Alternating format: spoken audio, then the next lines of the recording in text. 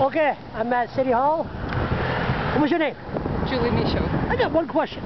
What would be the most polluted issue in Fredericton? In Fredericton?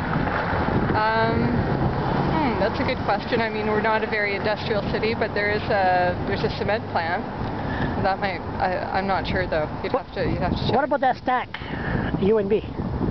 What's that? I'm not sure whether that would be more or less. Well, that's the wood heating plant. I'm not sure how that would compare to the cement plant. Would that cause pollution? Sure it would. So why don't we fight that?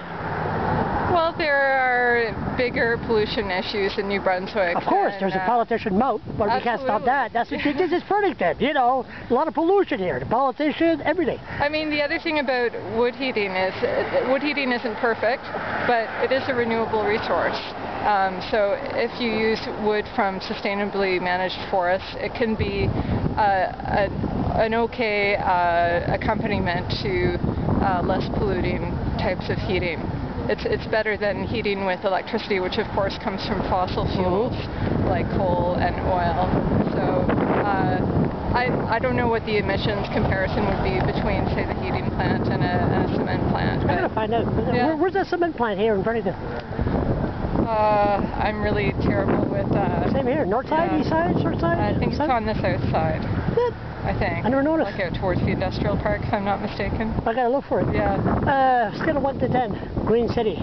This city here. Scale of 1 to 10. 10 is good. I think it's a 5. 5? Ooh.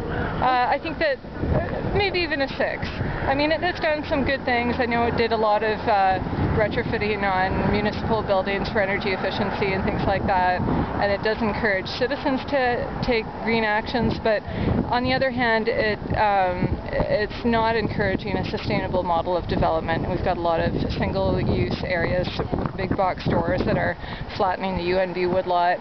That's not sustainable. They're cutting public transit, and they're creating developments that make it impossible, virtually impossible, to walk or bicycle.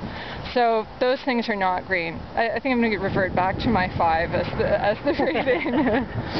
Well, at the bottom line, and today, wouldn't global warming be a good idea today? It's cold. Well, the thing about global warming, you may have noticed that people tend to talk more about climate change now. And that's because climate change is a bit more descriptive of the effect of global warming. Globally, the temperature is rising on an average.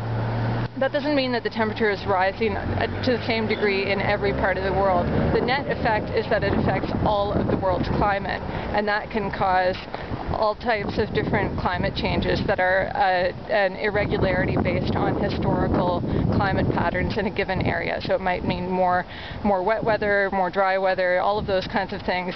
That's why we talk about climate change more than global warming now. It's a bit more descriptive. We can continue on, but we better quit before the battery dies. Thanks a lot, Jody. You're welcome.